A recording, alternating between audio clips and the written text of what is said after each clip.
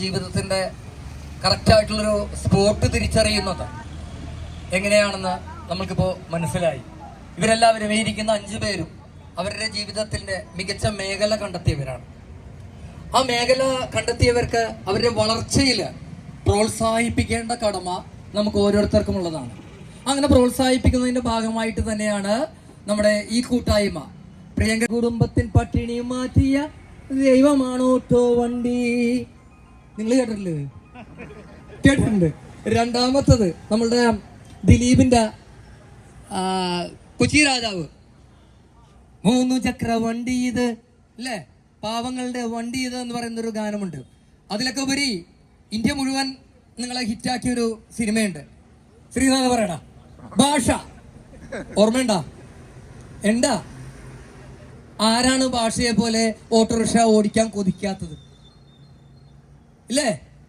ഓട്ടോക്കാരൻ നാലന്തൂരിന്റെ റൂട്ടുകാരൻ, നായാമുള്ള റേറ്റുകാരൻ, നല്ല പാട്ടുകാരൻ, കൊമ്പെടുത്താൽ വേട്ടക്കാരൻ, ഗാന്ധി പിറന്ന നാട്ടുകാരൻ, ഇറക്കമുള്ള മനസ്സുകാരണ്ടാ, ഞാൻ ഏഴക്കെല്ലാം സ്വന്തക്കാരണ്ടാ, ഞാൻ എപ്പോഴുമേ ഏഴക്കെല്ലാം സ്വന്തക്കാരണ്ടാ. ബാക്കി പാട്.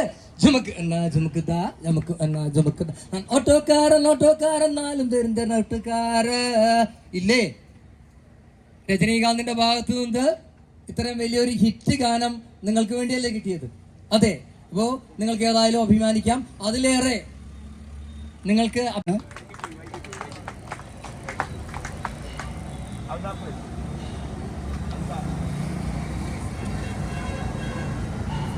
വേദാന്തിനെ ഇപ്പോഴാണ് നമ്മൾ പരിചയപ്പെട്ടതും ഇത് ചെയ്തതും.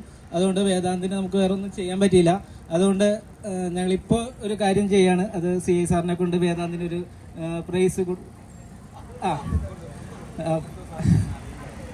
ഒരു ഉപഹാരം കൊടുത്തുകൊണ്ട് CI സാർ എന്നെ ക്ഷണിക്കുകയാണ്.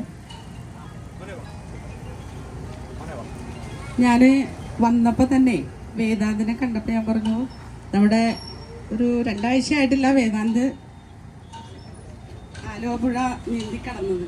അപ്പം ഞാൻ പറഞ്ഞു, നമ്മളിന്നിവിടെ ഓട്ടോ സൗഹൃദത്തിലെ ഓട്ടോക്കാരുടെ കുട്ടികളെ മാത്രമാണല്ലോ അഭിനന്ദിക്കുന്നത്, ആദരിക്കുന്നത്. എങ്ങനെ ഇത് പറയുമെന്ന് ഞാൻ അവിടെ സുദർശൻ്റെ അടുത്ത് പറഞ്ഞു.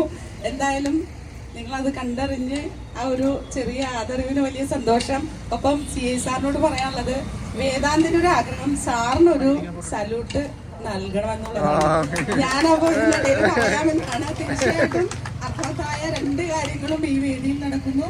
സന്തോഷം, ഏറെ അഭിമാനം. അപ്പൊ നന്നായി വേദാന്തിന്റെ ആഗ്രഹം പോലെ സാറിനൊരു സല്യൂട്ട്.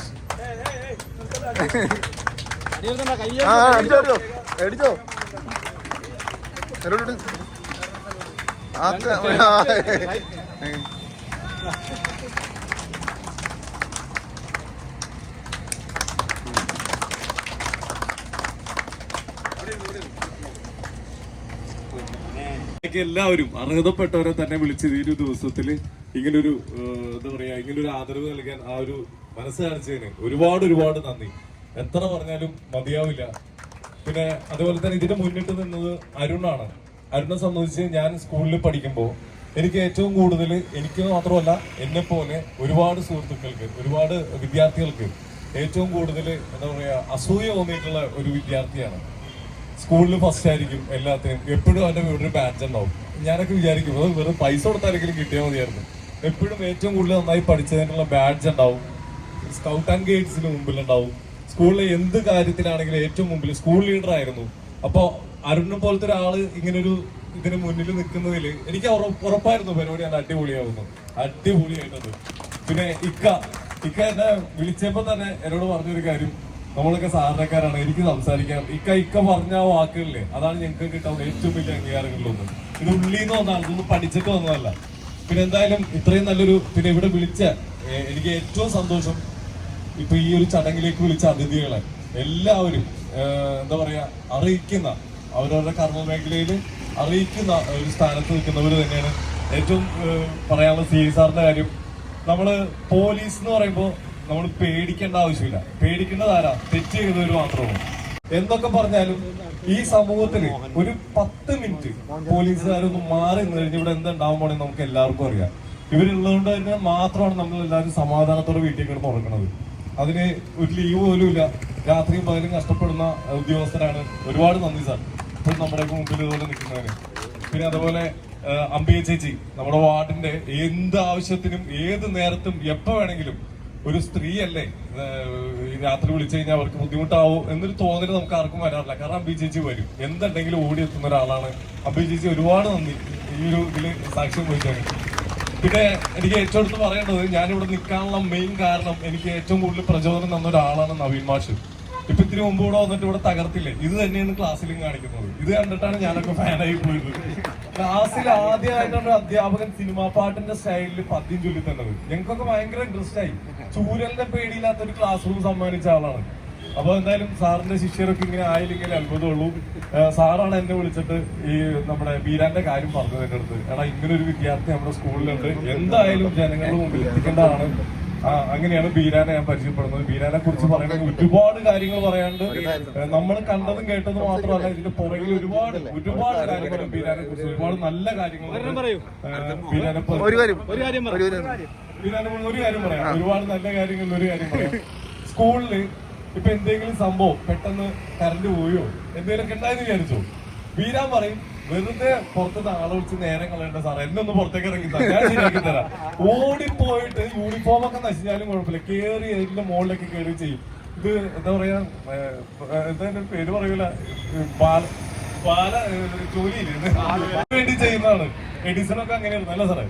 അപ്പോ അതേപോലത്തെ ഒരുപാട് നല്ല മനസ്സുകളാണ്. പിന്നെ എനിക്ക് ഇഷ്ടപ്പെട്ട ഒരു കാര്യം, എന്ത് പ്രശ്നം ക്ലാസ്സിനകത്തുണ്ടായാലും ഇപ്പൊ ബീരാനടക്കം ഒരു സുഹൃത്തുക്കളെ വർത്താനം പറഞ്ഞിട്ടോ എന്തെങ്കിലും ചെറിയൊരു കാര്യത്തിന് ടീച്ചർമാര് പിടിച്ചെന്ന് വിചാരിച്ചോ, ഒരിക്കലും കൂട്ടുകാരന്മാരുടെ പേര് പറയില്ല, എല്ലാം ചെയ്തത് ഞാനാന്ന് പറയും. ഞാൻ ചോദിച്ചു, നീ എന്താ അങ്ങനെ പറഞ്ഞേ? കൂട്ടുകാരന്മാർക്ക് വേണ്ടിയല്ലേ, ഞാനത് ഏറ്റെടുത്തോളാം, എനിക്കതൊരു പ്രശ്നമല്ലാന്ന് പറയും. ഇത്രയും നല്ല മനസ്സുള്ള ഒരു മോനാണ്. പിന്നെ അതുപോലെ തന്നെ ഇവിടെ ഇരിക്കുന്ന ഓരോരുത്തരും ഇപ്പൊ ഇവിടെ ഇരിക്കാൻ കാരണം ഇവർക്ക് അത്രയും കഴിവുള്ളതുകൊണ്ടാണ്. ഇത്രയും കുട്ടികൾ നമ്മുടെ നാട്ടിലുണ്ട്. എന്നിട്ട് എന്തുകൊണ്ടാണ് നിങ്ങൾ ഇവിടെ ഇട്ടേക്കുന്നത് മാത്രം ചിന്തിച്ചാൽ മതി, ഇവർക്ക് അത്രയും കഴിവുണ്ട്. പിന്നെ നമ്മുടെ രമേശൻ സത്യം അമ്പി ചേച്ചി പറയുമ്പോഴാണ് ഞാൻ അറിയുന്നത്, ഇത് തന്നെയാണ് ഇവൻ ഇരിക്കുന്ന ഇരിപ്പാണ്. നമ്മൾ എത്ര അടുത്താണല്ലോ, ഒന്ന് ചിരിക്കും. ആ ചിരിയാണ് ഞങ്ങൾക്ക് അനുഗ്രഹമായിട്ടോ. തിരിച്ചല്ലോ, സംസാരിക്കാനൊക്കെ ഭയങ്കര മടികളാണ്. പക്ഷെ അതാണ്, അതിന്റെ പുറകിലാണ് അവന്റെ കഴിവ് മുഴുവൻ ഇരിക്കുന്നത്. എന്തായാലും എല്ലാവർക്കും ഒരുപാട് സന്തോഷം. ഒരിക്കൽ കൂടി പറയുന്നു, ഇങ്ങനൊരു കൂട്ടായ്മ നമ്മളെപ്പോലത്തെ കലാകാരന്മാർക്കും ഇതിലെല്ലാവർക്കും മുമ്പോട്ട് പോകാനുള്ള പ്രചോദനം നൽകുന്നത് ഇതേപോലത്തെ ഒരു കൂട്ടായ്മയാണ്. ഇങ്ങനത്തെ കൂട്ടായ്മ നമ്മുടെ നാട്ടിൽ എല്ലായിടത്തും ഉണ്ടാവട്ടെ. എന്തായാലും ഈ കൂട്ടായ്മ തുടർന്ന് മുമ്പോട്ട് ഒരുപാട് നല്ല രീതിയിൽ പോട്ടെ. എല്ലാവിധ ആശംസകളും നേരുന്നു. Thank you. ഉറപ്പുവരുത്തുന്ന ഒരു തുടർ പരിപാടിയായിട്ടാണ് ഞങ്ങൾ ഇതിനെ കാണുന്നത്. ഇത് ഞങ്ങളുടെ എല്ലാവരുടെയും ഓട്ടോ തൊഴിലാളികളുടെ ഉപജീവന മാർഗത്തിന്റെ ഒരു രീതിയായി എല്ലാവരും ഉൾക്കൊണ്ടുകൊണ്ട് അകൽച്ചകളെ നന്ദിയും പ്രകാശിപ്പിച്ചുകൊണ്ട് ഈ യോഗം അവസാനിപ്പിക്കുന്നു.